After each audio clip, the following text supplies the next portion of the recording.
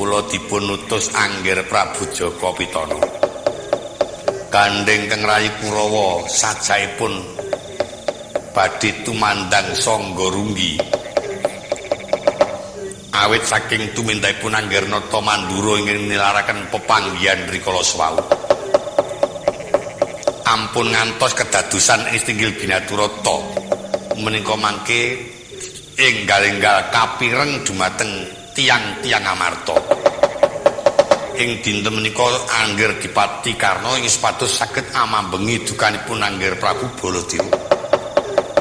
Yen pancen kenging dipun penggak syukur binagi sewu, nanging yen Angger Prabu Baladewa boten kenging dipun pringgaken kanthi sae. Angger Dipati Karna ing kapitados supados mbondo Angger Baladewa. Ingin dawuh sinten? Angger Prabu Jaka Pitana. Lepatipun Koko Prabu Baladewa menapa? Nilar pepanggihan. Lah kok ngantos nilar pepanggihan? Amargi saking menapa? Iya, jalaran saking pecahipun Janaka. Ingkang mejahi? Nggih. Durna. Lah kok ingin dipun cepeng kok Koko Prabu Baladewa? Nggih. Nggih menika wau.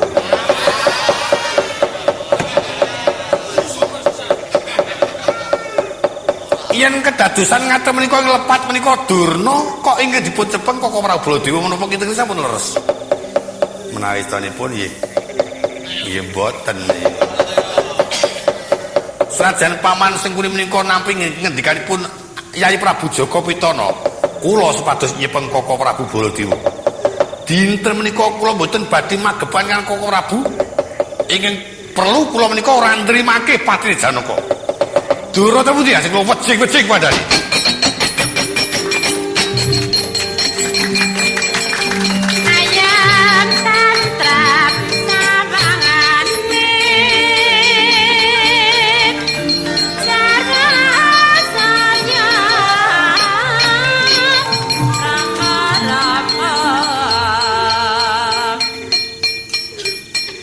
Angger Dipati Karna wis duka ngono kae ora kena disuwawa.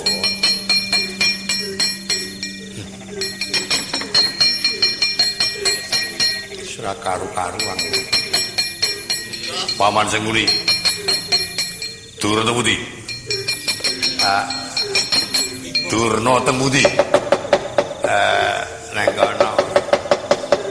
Badhe kula pejahi.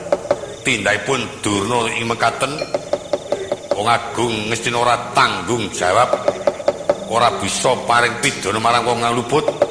Ateges Prabu Jaka Pitana menika ratu sing bodho, gampang kena pambujuk marang tumindak ing ora bener. Atak pateni Durna. Mangsa bodho.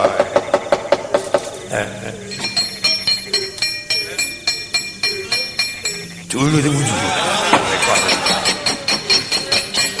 Harus tadi siapa kowe ya? Ya aku yo pangling karo kowe ngono, Mas. Nek wong awangga ora ana sing ilate cawang apa.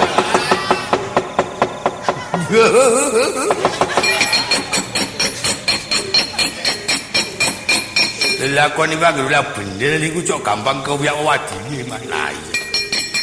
Pun lakon apa mawon lha lakon niku apik niku cok gampang lembes rembes nah bener lho moto mau lembes kok lembes lho mripat iki lembes lah iya aku lah bujane sudah dipik kok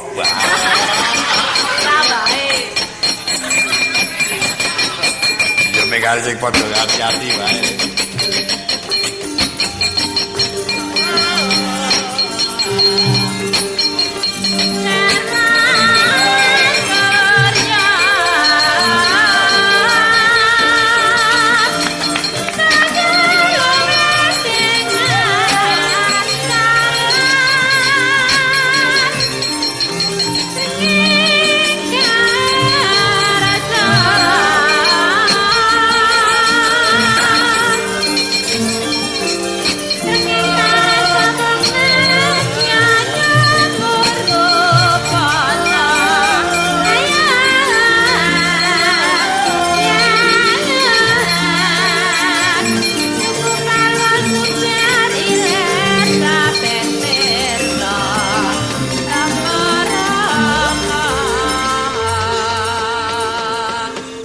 Pandhita kinarya wangsit pindha kumbang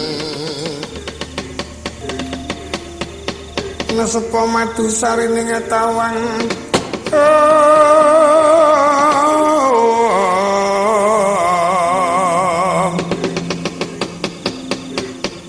Mederna ngelmu kang asanyata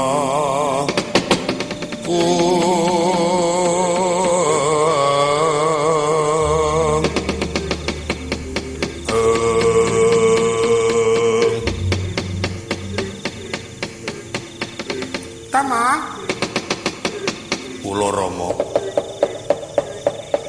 iki mengko Janaka terus guangen ana segara inggih Pembayur Janaka mati di santrap dening iwak gedhe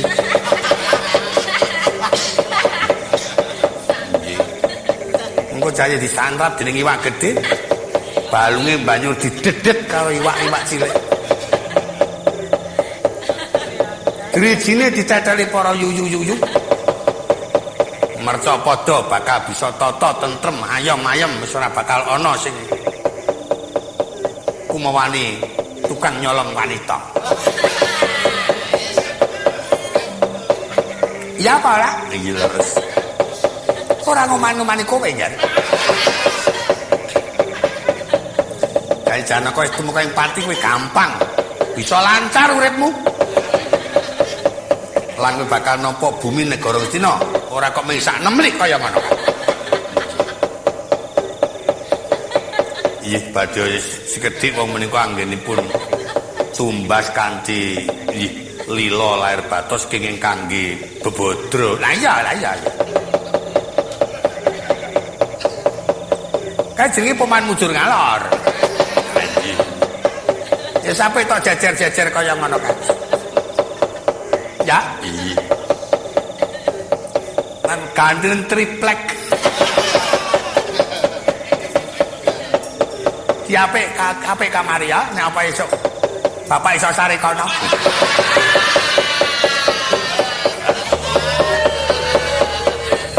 Iya. Kesinggihan Mengkono.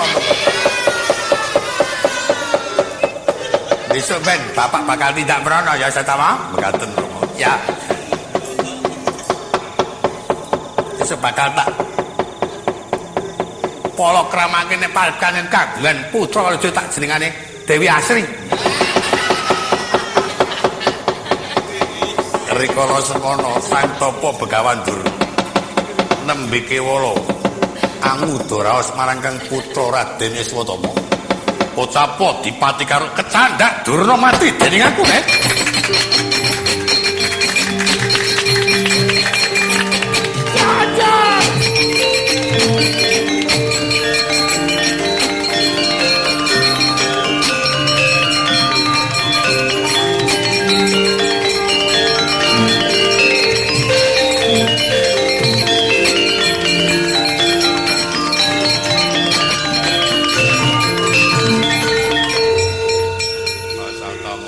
Paman bapakmu kan ora tok tulungi mati waduh dos pundi Paman kaya sapa sing ora denger nek angger dipati Kerna kuwi karo Janaka kuwi genah tunggal ibu siji Rama kowe coba gambarno Kurawa pirang-pirang semono kae iki sing nemoni angger Baladewa siji wae ora ana sing wani panjen bapakmu hitung-hitungane panjen wis cara-cara iki lelaku ni dos bunyi lelaku ki tegese kuwi sak lunga nyawane waduh dos pundi Paman wis kena tok pesteken bapakmu iku mati Janaka Selena dibelani nek pancen ngetokke wong tuamu wah Koko Prabu Karna tandingmu aku kebarat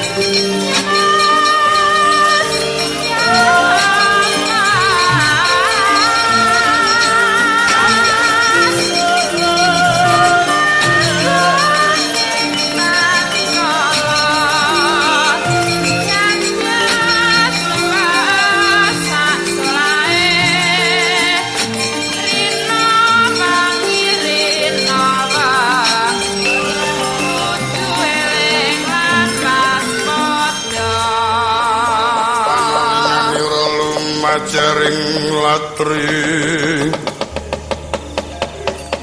Cinandari sange terus toci meno kabesanan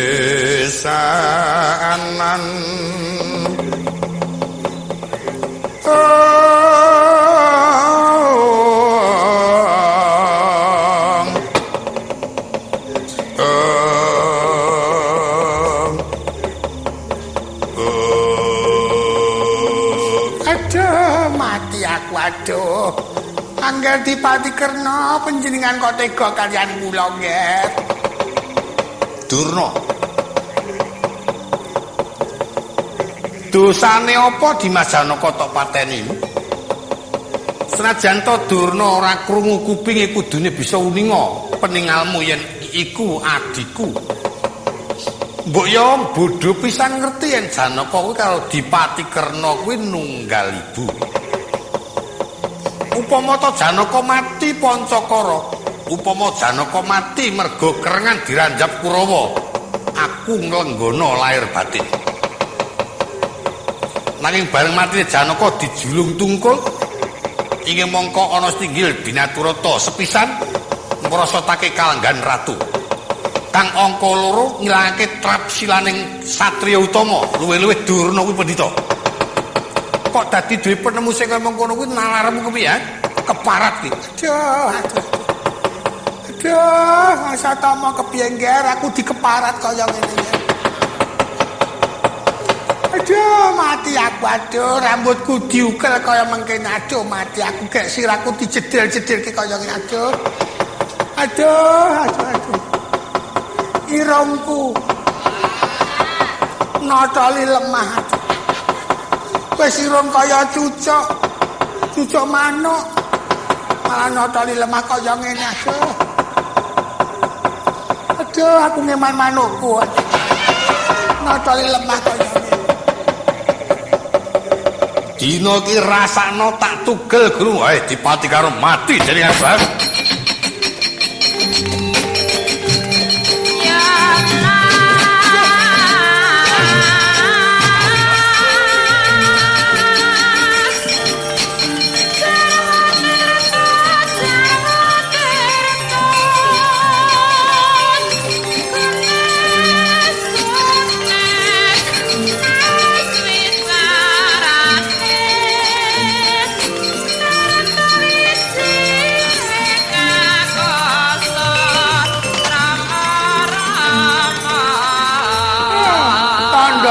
Anakku temenan ya, Ger. Gemati karo bapak. Iya, Rama. Kula mboten lega, mboten lila menawi Rama dipun perwasa. Tok kapake Karna iki mau. Kula candhak kula kipataken dawet. Nah, bener, kipatno, Dik. Manuh ndak. Ora tok kipatake.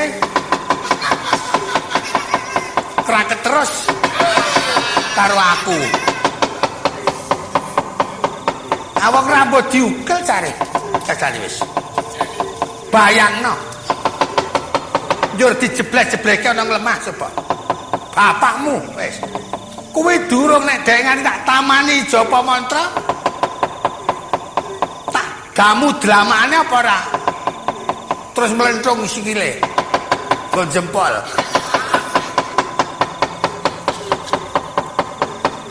Inggih. Nek dereng dipun tamani ora sujan aku isih longgah durung tak plentrungke. Nek ala tamani kemandan yo dheweke nganti mloso yo plentrung kaya kena geni. Apa dadi nyenyek? Saiki tanding ana nggih, tanding ana. Tak boto wis ketol enggak kula labrake Dipati Kerna. Nah, ngono, labrake.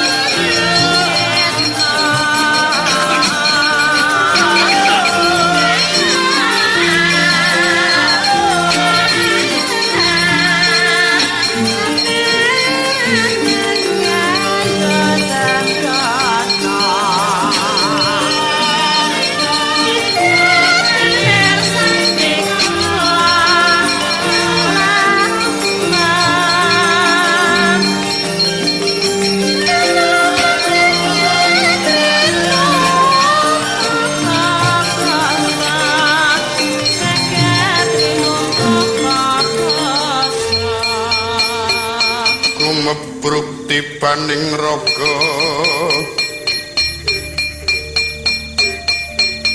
raga gumilang kilang katemping samirana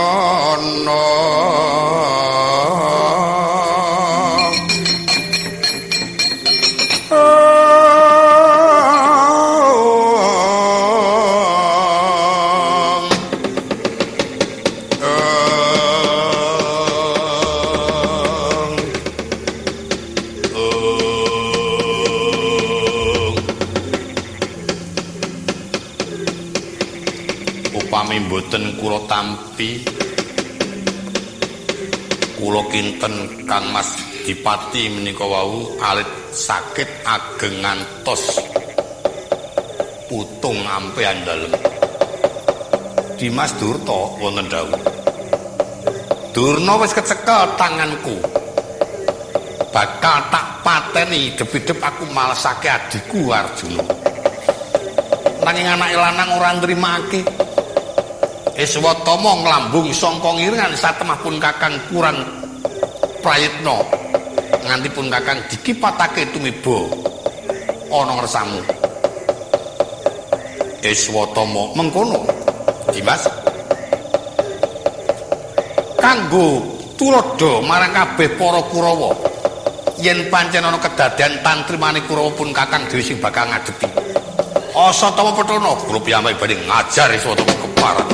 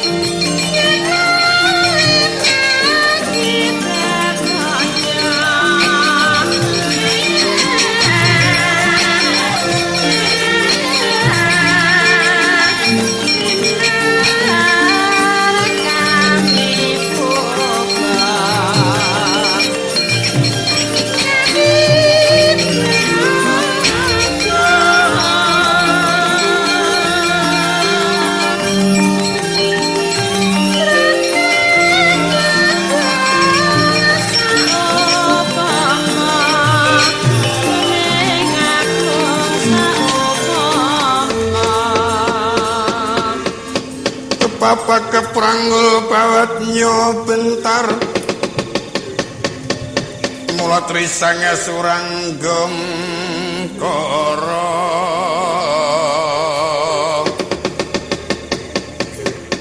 mangasanya runanggono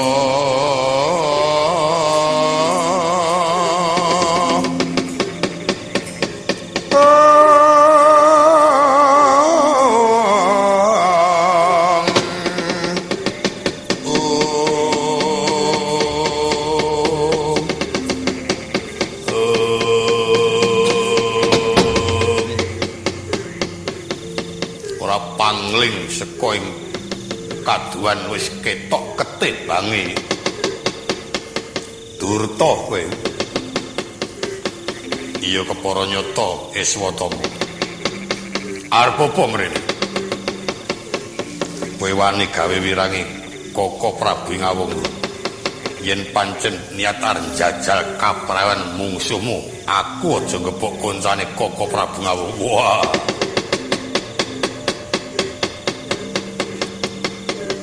Ketok gembelo mestakamu mamerke kasudibian arneter kadigdayan karo ragan tanding karo putra Sukalima ora iso gandeng sirahe Durta trimo tak tugel tanganku pecah selalu babu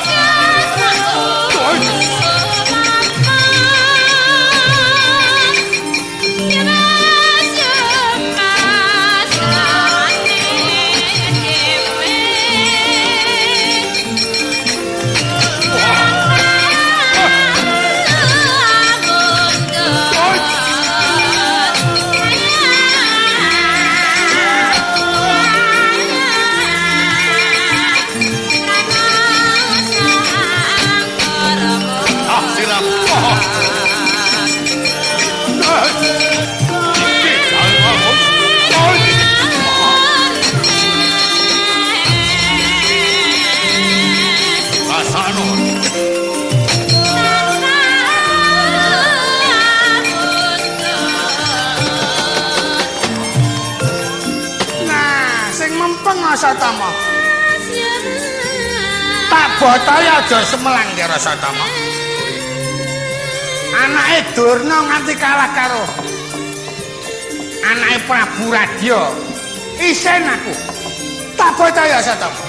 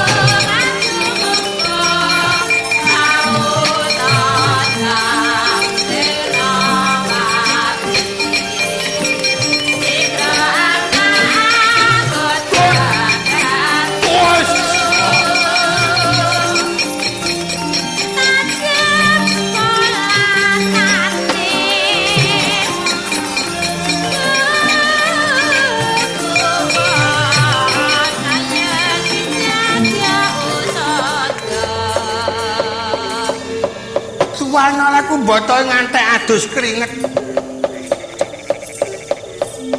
Nganti kemringet sak badan sekujur. Putukan tundone kok klicus-klicus. Ngapa kok dadi bali mrene kok sayamu kok ora patek genep? Anggen kula ngetok kegiatan kados menapa? Ewa semanten kula kepeksa kawon. Tangan kula mboten kiyat. Wah. Ki nek duwe watak pemlempeman kaya ngene iki ora kena dijagakake. Ora beda karo sendika noni nggih. Mangke kula wangsul tekan ndone ngantek 10 dina ora teka.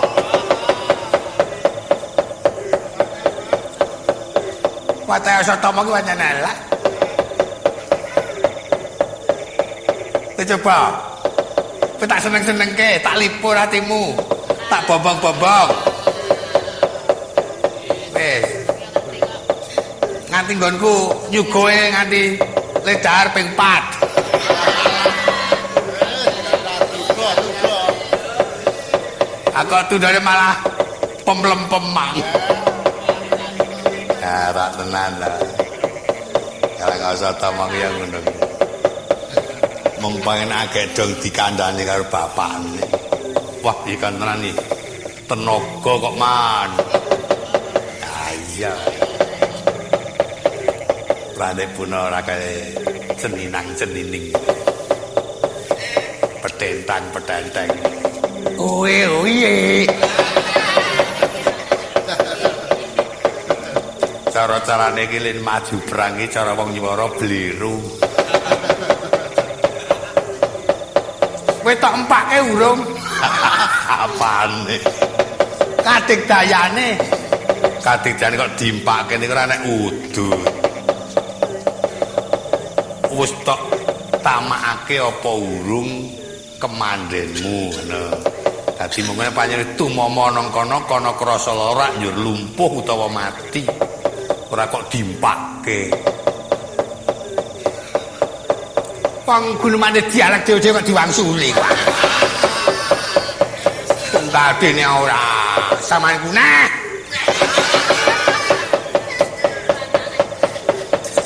Saiki kok lagane kok muni samane kunah.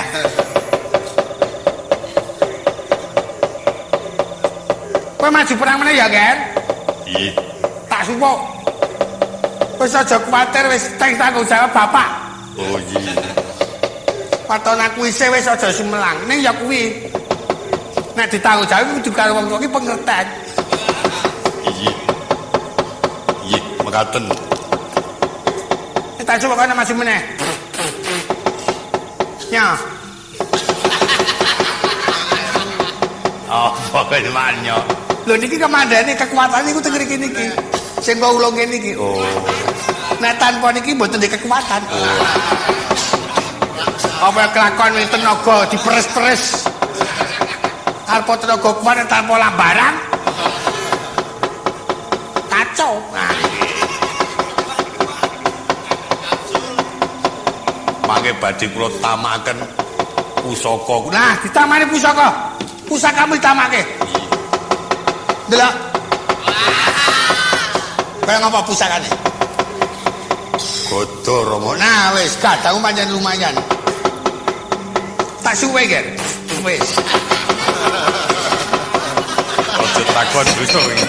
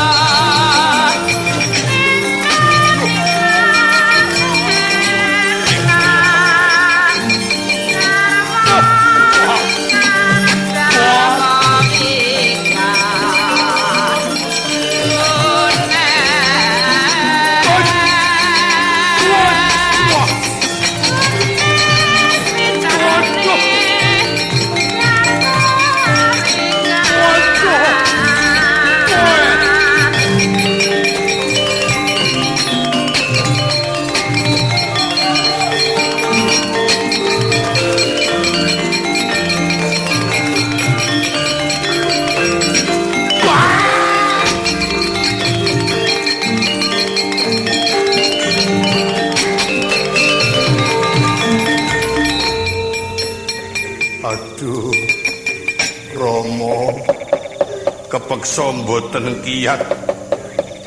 Lamun namake godhog kepiye kok benyunyak-benyunyuk kaya ngono.